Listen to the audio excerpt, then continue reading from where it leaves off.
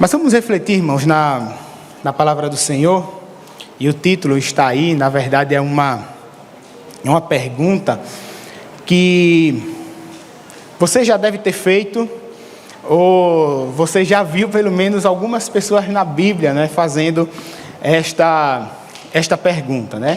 É a pergunta que se encontra no Salmo 22, dos versículos 1 e 2, que nós iremos ler, tá?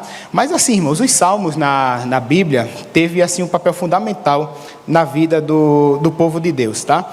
Nós sabemos que os salmos fazem parte da divisão dos livros poéticos que nós temos na Bíblia, né? E justamente era algumas poesias que o povo de Israel cantava também, não é?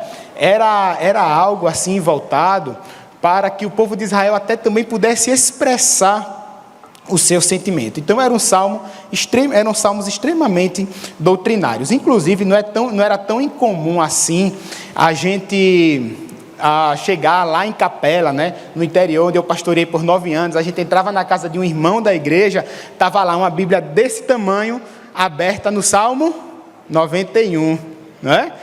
Aberta no Salmo 91, geralmente na sala de casa. E às vezes as pessoas até usam isso como uma espécie de amuleto, né? Mas usar salmos como amuleto, na verdade, é desviar o propósito dos salmos, né? Até porque os salmos eles servem para o louvor de Deus, eles servem para que Deus seja louvado, eles servem para que o povo de Israel pudesse expressar os sentimentos, não é, que faziam parte da vida dele. Por isso que nós vamos encontrar, dentre os 150 salmos que nós temos na Bíblia, nós vamos encontrar salmos de lamentação, vamos encontrar salmos que eram cantados quando o povo ganhava a guerra, salmos cantados quando o povo de Israel perdia ali as guerras, salmos para quando eles estavam no cativeiro, e aí tem aquele salmo que fala da saudade do templo, né, enquanto eles estavam ali no cativeiro da Babilônia. O que nós sabemos é que não importa qual tipo de salmo, o centro era a adoração e o louvor a Deus. Inclusive, dentre esses vários salmos, esses estilos de salmos que existem, nós temos o que conhecemos também como salmos messiânicos, que eram aqueles salmos que de alguma forma existia nele alguma profecia sobre alguma coisa que iria acontecer com Cristo, né? Alguma profecia sobre Jesus Cristo. O Salmo 22 que nós iremos ler é justamente um desses salmos. É um salmo messiânico. Nós iremos ler agora os versículos 1 e 2, que diz assim: meu Deus, por que me abandonaste? Por que estás tão longe de salvar-me? Tão longe dos meus gritos de angústia? Meu Deus, eu clamo de dia, mas não responde, de noite e não recebo alívio. Que Deus aplique a sua palavra nos nossos corações. Irmãos, nenhum cristão deveria ler esse salmo sem ser confrontado com a realidade da crucificação do nosso Senhor. Não é? Por mais que o salmo aqui fale da experiência de Davi, profeticamente fala também de um sofrimento muito maior, que é o sofrimento de Jesus Cristo na cruz. E você vai perceber que talvez a primeira coisa que lhe chame a atenção é justamente lá no versículo 1, quando o salmista faz a mesma oração que futuramente Jesus iria fazer também quando estava na cruz. Meu Deus, por que me abandonaste? Porque o Senhor está longe de mim. Eu estou clamando, eu estou pedindo, eu estou gritando de angústia, mas o Senhor permanece em silêncio. É claro que a primeira coisa que a gente precisa aprender aqui é que quando Jesus fala, por que me abandonaste? É claro que ele não estava dizendo que Deus estava separado dele. Jesus não estava dizendo que Deus não estava olhando para o que estava acontecendo. Tanto é que a gente sabe que quando Jesus morre, Deus revela ali a sua ira, né? A terra fica escura, acontece terremoto, enfim. Mas Jesus, como um bom judeu, estava simplesmente expressando o seu sentimento naquele momento. Estava expressando o sentimento de abandono, porque estava pregado em uma cruz. E talvez a primeira coisa aqui também que a gente precise refletir, irmãos, sobre isso, é que o sentimento de abandono não é pecado. O sentimento de abandono não é pecado. Pode passar, tá? Se o próprio Cristo, que não pecou, ele expressou o seu sentimento dessa forma, nós também podemos. Então, se hoje você talvez esteja passando por alguma situação e que você se sente sozinho, que você se sente abandonado, pare de se culpar. Pare de se culpar, porque isso é um sentimento comum aqui em nossas vidas. Às vezes as pessoas não querem revelar esse sentimento de abandono porque tem medo de que a fé seja confrontada, de colocar em xeque a fé que tem em Deus. Mas veja que o próprio Jesus aqui se questionou também: por que me abandonastes? Na crucificação, irmão, sabe por que Jesus faz essa cruz, essa oração? Porque ele estava pagando o preço do pecado. Quando ele olha para cima e fala: meu Deus, por que me abandonaste? Ele estava ali sofrendo o preço do pecado, que é o quê? A separação de Deus. Então, como ele estava sofrendo, mesmo sem ter pecado, a pena, o preço do pecado, ele se sente abandonado, ele se sente separado de Deus. Lá em Romanos, no capítulo 3, no versículo 23, o que é que a Bíblia diz? Pois todos pecaram e estão destituídos da glória de Deus, né? Pode ir passando, tá? Todos pecaram e estão destituídos da glória de Deus, tá? Então, além dessa dor física que Jesus sentia, ele também sentia o peso do abandono, ele sentia o peso do pecado, tá? Então, é aquela falta de comunhão com Deus, é aquilo que muitas vezes a gente deixa de sentir por causa justamente da nossa natureza pecaminosa. Davi vai questionar aqui no verso 22, que nós lemos, que ele clama e não recebe alívio para a sua dor. Ele diz que Deus, sabe, está longe dos seus gritos de angústia. Mas uma certeza também que nós podemos ter no Salmo é que Deus não está longe. O silêncio implica que o tempo ainda não chegou. Muitas vezes a gente tem esse sentimento de que a gente ora e Deus não responde. Quando a gente olha lá, irmãos, para aquela realidade do Antigo Testamento, em que o povo de Israel estava no cativeiro egípcio, em que o povo de Israel passa 400 anos, não é? Às vezes o sentimento era esse: o Senhor não está ouvindo o nosso clamor. Não era que o Deus não estava ouvindo, era simplesmente porque o tempo da libertação ainda não tinha chegado. Em determinado momento também, quando o povo de Israel está no exílio da Babilônia, Deus chega para o profeta Ezequiel e diz assim: olha, Ezequiel, você vai para a sua casa e você vai sentar numa cadeira, você vai ficar amarrado e vai tampar a boca, porque eu, Senhor, não vou mais falar. Esse era o símbolo da profecia de Ezequiel. O Senhor agora vai ficar em silêncio. O Senhor já falou demais. O Senhor já derramou muito o seu perdão pela gente. O Senhor já nos perdoou bastante. Eu já chamei vocês para o arrependimento. E agora eu já não vou mais falar. Mas o silêncio nada mais era do que Deus falando para o povo de que o tempo da libertação ainda não havia chegado. Então aprenda isso. Não é porque Deus está em silêncio que Ele não está respondendo. Muitas vezes, irmãos, o silêncio é a melhor resposta. Muitas vezes Deus usa do silêncio para que a gente aprenda a confiar que o tempo da libertação vai chegar, né? Que aquilo que a gente está esperando, né, se for da vontade dEle, vai chegar até a gente. Então, assim, procure entender o que Deus quer lhe ensinar com o silêncio. Procure aprender aquilo que Deus tem para lhe ensinar. Procure aprender aquilo que Deus quer de você quando você ora e Ele não responde, tá? Algumas pessoas até perguntam, né, para mim, já perguntaram várias vezes, por que Jesus precisou ser crucificado? Porque Deus poderia muito bem chegar e simplesmente perdoar os nossos pecados. Mas deixa eu falar uma coisa que talvez seja até novidade para você. Você acha que Deus perdoa de graça? Sim? Não. É necessário pagamento pelo pecado. É necessário pagar pelo pecado. Aí é onde entra o atributo da justiça de Deus. Deus não perdoa de graça. Deus exige um pagamento pelo pecado. Mas ao mesmo tempo, a sua própria misericórdia se revela. Porque o preço que ele exige, quem é que paga? Ele mesmo. O seu filho. Ele entrega o seu filho para pagar o pecado, o preço do pecado, que seria nosso. É o próprio Deus quem paga esse preço. É o próprio Deus, revelado em Jesus Cristo, que morre ali na cruz.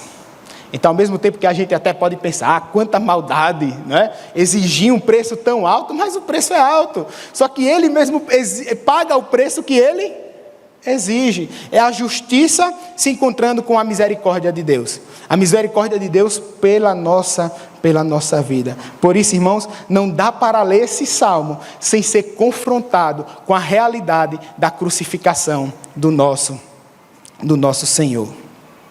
Não dá para ler esse salmo sem lembrar daquele momento de angústia que Jesus Cristo passou enquanto estava ali na cruz. Sabe que esse é um salmo de Davi.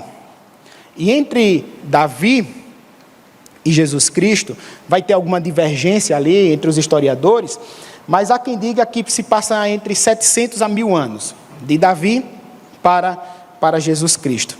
E é interessante porque vamos considerar os 700 anos, um texto escrito há mais ou menos 700 anos antes de Cristo. Eu poderia muito bem aqui listar um monte de coisa que o salmista relata que aconteceu com Jesus na crucificação. Tá? Entre elas, duas me chamam a atenção, lá nos versículos 16 e 18, que diz assim: os cães me rodearam, um bando de homens maus me cercou, perfuraram as minhas mãos e os meus pés, dividiram as minhas roupas entre si e lançaram sortes pelas minhas vestes. É exatamente o que acontece na crucificação. Não é? As mãos e os pés de Jesus que são furados na cruz, e aquele momento em que os soldados, para zombar de Jesus, pegam as vestes dele, rasgam, não é? E tiram sortes ali, fazem um sorteio para ver quem vai ficar com aquela roupa. E sabe, irmãos, nós muitas vezes esquecemos dessa realidade. Uma das coisas mais terríveis, irmãos, que acontecia na crucificação era a humilhação que a pessoa enfrentava. Os romanos conseguiram desenvolver uma pena de morte que era dolorosa e lenta. A morte de Jesus na cruz, irmãos, ela foi relativamente, inclusive, rápida. Porque a gente tem relatos históricos de pessoas que passavam 3, 4 dias penduradas na cruz. Que a morte na cruz era por asfixia. Era por falta de ar.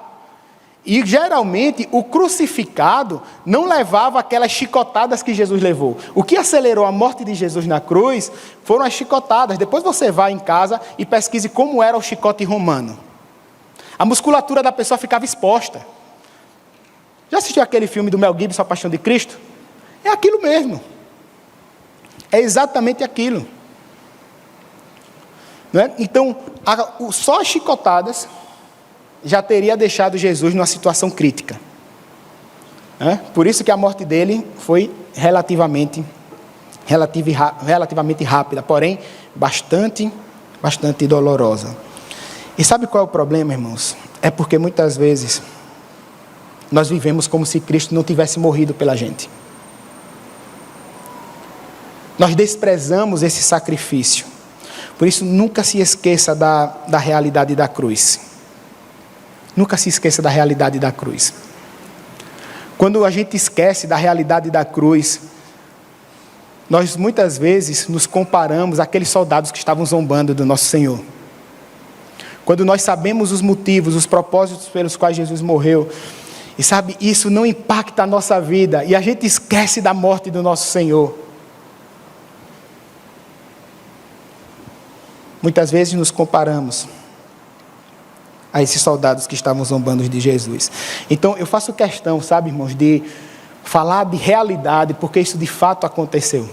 Esses dias eu estava assistindo no YouTube, meus vídeos de teologia que eu gosto de assistir, e aí eu fui ver lá, aí uma sugestão de vídeo apareceu, a capa do vídeo era assim: provando pela Bíblia que Jesus nunca existiu. Só que assim, para mim, pior não é quem publica esse vídeo não, pior é quem clica para ver. Aí eu fui e cliquei. Fui ver qual era o argumento, né? É interessante porque depois eu fui pesquisar e eu me deparei com um artigo de um historiador ateu chamado Bart Ehrman, que ele estuda muito sobre essa historicidade de Jesus, apesar de ser ateu, e ele é um acadêmico muito conceituado, e ele chega a dizer assim, que um historiador que fala que Jesus Cristo não existiu historicamente, na academia ele é comparado a um terraplanista. Alguém que defende algo sem evidência científica nenhuma. Não é? Então, o que é que acontece? Se a gente for olhar, irmãos, o primeiro relato histórico fora do cristianismo sobre Jesus, que a gente tem conhecimento, vem do ano 20, de um historiador samaritano chamado Talos, que ele diz que quando Jesus morreu na cruz, houve um eclipse, a terra ficou escura. Sabe, sem contar os mais de 5.000 pergaminhos que existem aí, falando sobre a historicidade de Jesus Cristo. Mas eu não estou falando aqui das questões de fé. Eu estou falando de história. As questões de fé, de que Ele é o Filho de Deus, de que Ele é o Salvador do mundo, de que Ele é o próprio Deus, de que Ele é a segunda pessoa da Trindade, que Ele nasceu de uma virgem, isso só pode ser assimilado pela fé. Mas a historicidade é real. Então, assim, eu sei que para nós cristãos também, a realidade não se resume a fatos históricos. A realidade se resume na fé que nós temos em Jesus Cristo. Sabe, irmãos, então, não basta simplesmente saber que Jesus Cristo morreu na cruz. Não basta simplesmente saber que Ele ressuscitou. Se a gente sabe disso, isso não impacta a nossa vida. É necessário viver a morte de Cristo. É necessário viver a ressurreição de Cristo. Se a gente sabe dessa realidade e a gente não toma jeito na vida, se a gente sabe dessa realidade, irmãos, sabe? E isso não faz diferença nenhuma na nossa vida, o que é que nós estamos fazendo nesse lugar? Se muitas vezes a nossa preocupação é simplesmente vir cantar algumas músicas, é simplesmente ouvir uma palavra, mas certo, e a vivência? Refletir sobre a morte do nosso Senhor, sobre a ressurreição, o que isso significou para a nossa vida, a Bíblia fala sobre tudo isso. E muitas vezes, na grande maioria das vezes, tudo isso é fruto do nosso esfriamento. É fruto, irmãos, daquela realidade que a gente vem vivendo a cada dia, onde a secularização chega aqui nas nossas vidas, onde a gente mente dizendo que não tem tempo para nada, onde a gente não se preocupa mais em viver a verdade do Evangelho. E aí, muitas vezes, vem o sentimento de abandono. Só que a gente precisa refletir. Será que esse sentimento de abandono é porque realmente Deus está longe da gente? Ou é porque a gente se distanciou de Deus? Ou é porque a gente tirou Deus das nossas escolas? Ou é porque a gente tirou Deus da nossa casa? Ou é porque você nem lê mais a Bíblia todo dia? Ou é porque você não tem uma prática de oração? Ou é porque você não tem uma vida piedosa? Será que esse sentimento de abandono não é porque você deixou de incentivar seu filho de ler a Bíblia? Não ensina ele a ler a Bíblia? Será que esse sentimento de abandono não vem porque você nem sequer para meditar na palavra do Senhor? Entenda, irmão, sabe que o pecado faz com que a gente pense que Deus está longe da gente, enquanto na verdade somos nós que estamos longe de Deus. O que eu aprendo, sabe, é que a culpa nunca é de Deus. Deus já não tem que provar nada para a gente. Maior amor Ele já provou enviando seu Filho para nos salvar. Então, muitas vezes, esse sentimento de abandono, na verdade, é a falta de consciência da presença de Deus em nossa vida. O sentimento de abandono, muitas vezes, vem porque a gente não se preocupa, muitas vezes, com a comunhão que precisamos ter com Deus. Porque esquecemos de buscar o reino de Deus acima de todas as coisas, né? E assim as outras coisas seriam acrescentadas. Pode muito bem parecer aqui que o salmista, que Davi, não é? Ele dá um salmo meio que uma falta de esperança. Quando a gente vai ler o salmo, ele fala de coisas terríveis. Ele diz assim, olha, a minha carne solta dos ossos, não é? Ele fala que ele está sendo humilhado, ele fala que as pessoas olham para ele e balançam a cabeça, as pessoas olham para ele, abrem a boca e ficam rindo, e falam justamente o que depois falariam com Jesus, olha, clama ao teu Deus, zombando dele. Então é uma mistura aqui, sabe, de uma dor física com a humilhação. E sabe que todo mundo aqui, eu acredito, todos nós queremos ir para a eternidade, amém? Todos nós. Mas isso também é algo que precisa ser conquistado. Para a gente ter uma vida de leitura da Bíblia, para a gente ter uma prática de oração, para a gente ter uma vida piedosa, de acordo com a vontade de Deus, de acordo com a sua palavra, alguns sacrifícios serão exigidos.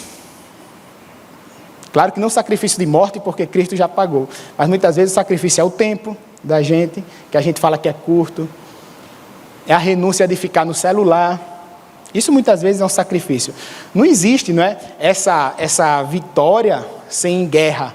Não existe uma vitória sem um derramamento de sangue, vamos dizer assim. E tem um dos personagens que eu gosto muito, é o Conan, que foi eternizado ali no Arnold Schwarzenegger, né? Mas eu tenho lá em casa um livro de contos, os contos originais do Conan, né, escritos pelo Robert Howard. E tem um momento em que o Conan ele chega ao patamar de rei. E quando, na história, né, a Cidadela Escarlate, ele sofre meio que um ataque ali de estado, os nobres vão atacar para tomar o trono dele. Aí acontece, é sangue derramando, é cabeça rolando, né, é braço sendo cortado. Se você pegar o livro e passar assim no moedor de cana, sai sangue misturado com testosterona ali, né? Então, aí ele chega uma hora que ele está todo ensanguentado e ele é acuado pelos nobres, os nobres começam a falar do direito de governar e tudo. Aí olha só o que ele fala. Vocês herdaram seu direito sem erguer um dedo, exceto para envenenar alguns irmãos, mas eu o obtive lutando. Vocês sentam em cetim e bebem vinho ganho com o suor dos outros, e falam do direito divino de soberania. Eu ganhei lutando, derramei meu sangue e o sangue de outros para assumir o trono. Se homens têm o direito de governar homens, eu tenho mais direito do que vocês. O que ele está dizendo ali é que é muito fácil você ganhar tudo de mão beijada. Vocês são nobres, vocês governam, porque vocês receberam a coroa dos seus pais, vocês não levantaram um dedo sequer. Um dedo sequer. Para governar. Eu derramei meu sangue. Eu participei de guerra. Eu lutei. Você acha que a gente vai conseguir a eternidade sem pelo menos o reconhecimento do sacrifício de Jesus para nos salvar? Você acha que a gente vai conseguir a eternidade sem levar essa vida de oração, sem levar essa vida de leitura da Bíblia, sem ter essa real comunhão com Deus que nós precisamos ter?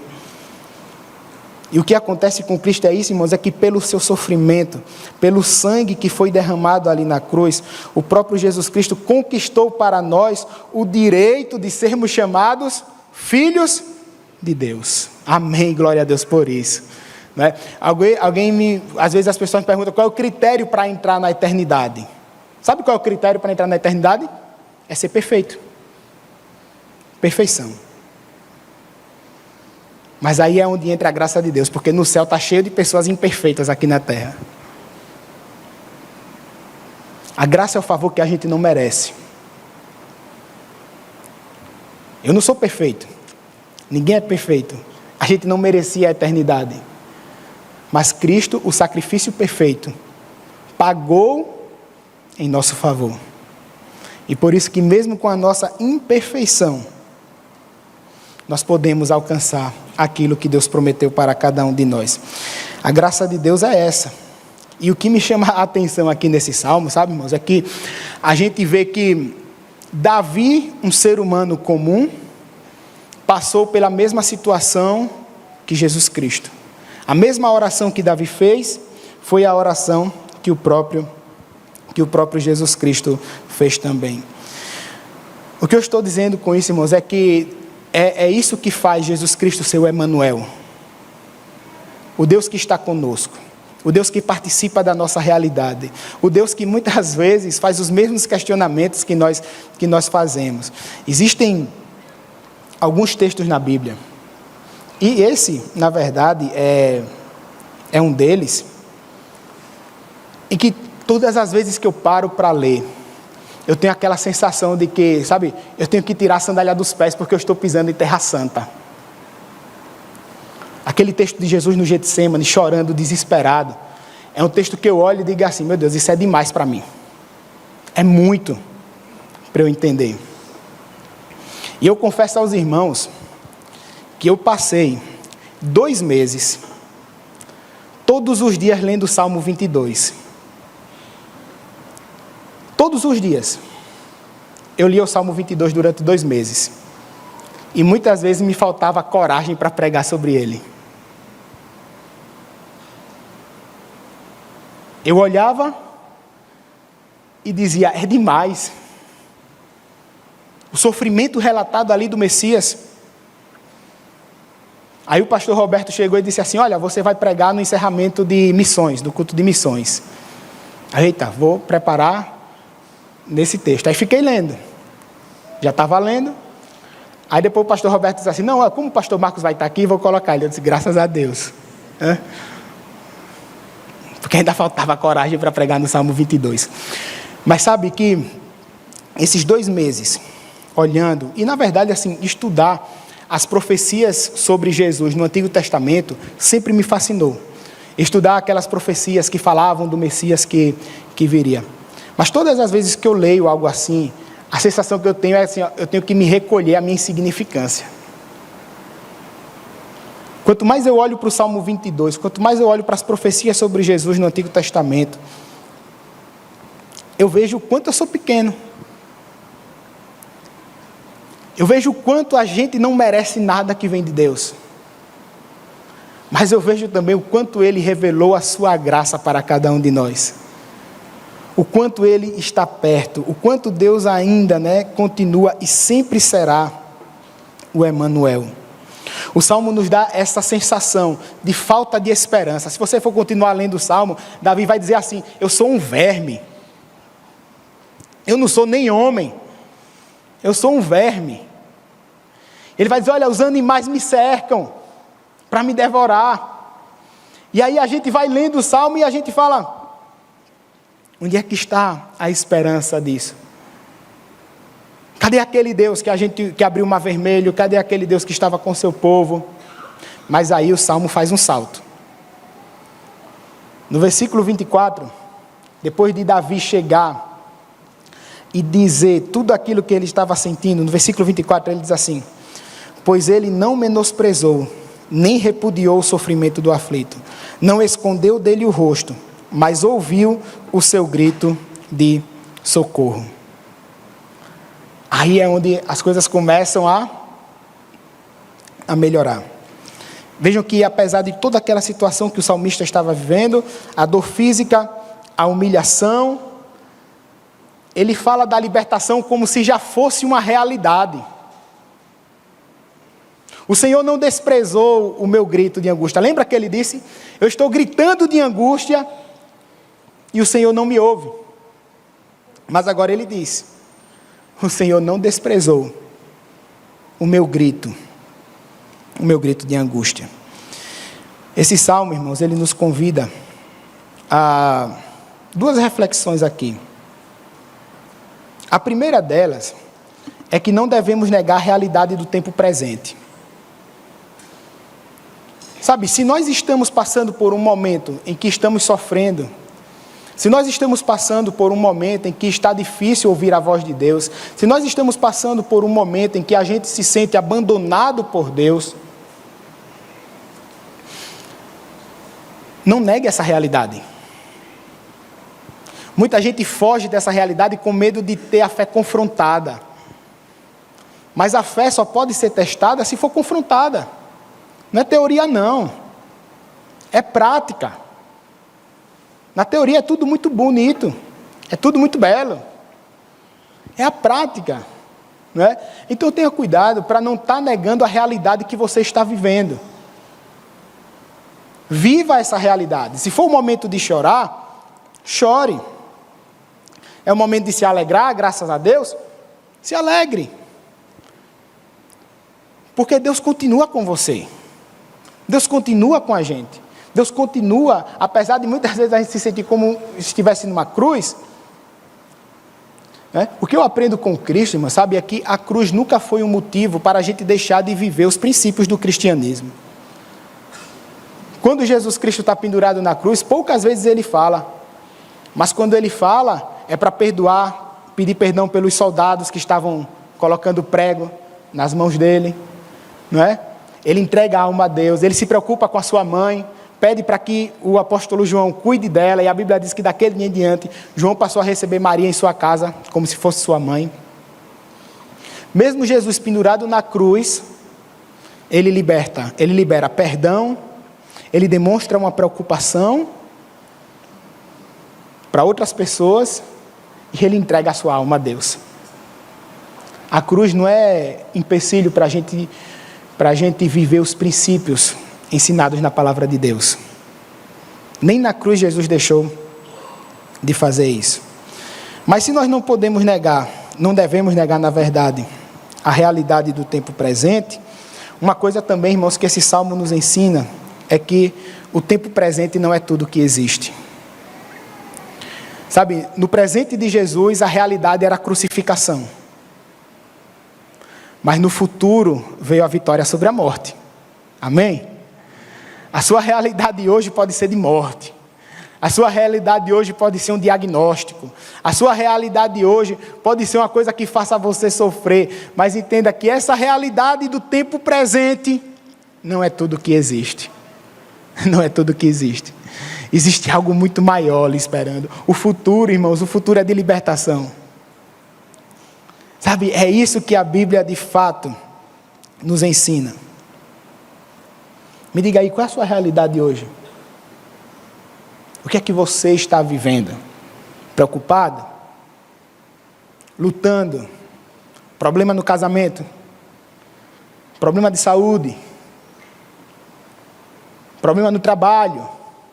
A família? O que você está vivendo hoje não é tudo que existe. É o que a Bíblia nos ensina.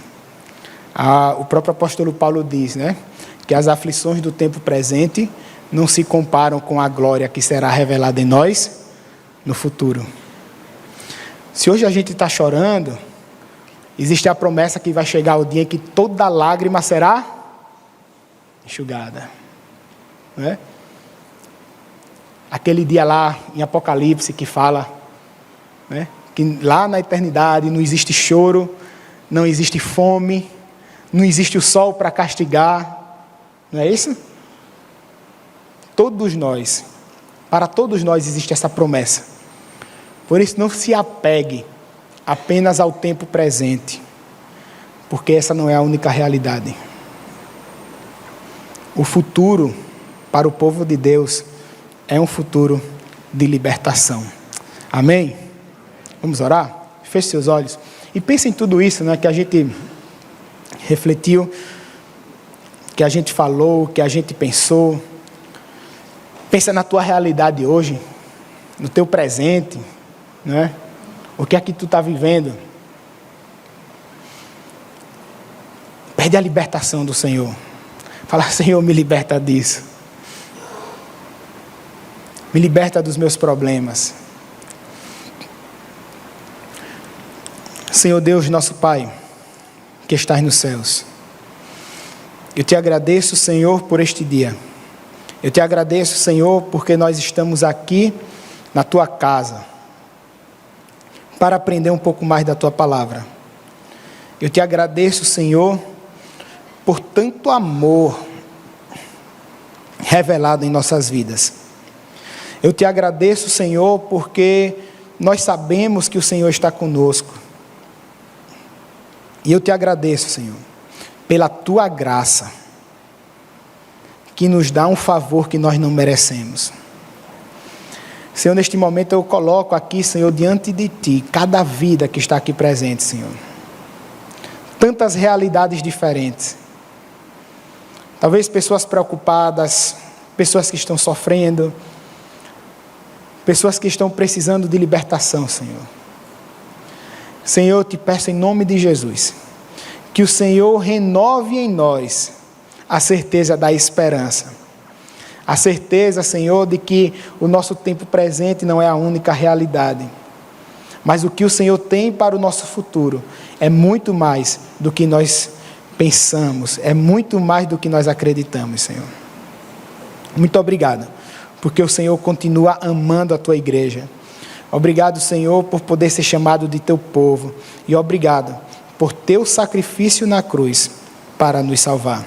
Que cada vez mais, Senhor, venhamos a ser confrontados com a realidade do Teu sacrifício. Que cada vez mais, Senhor, venhamos viver de uma forma que honre a Sua obra redentora na cruz. Muito obrigado. Em nome de Jesus. Amém. Amém.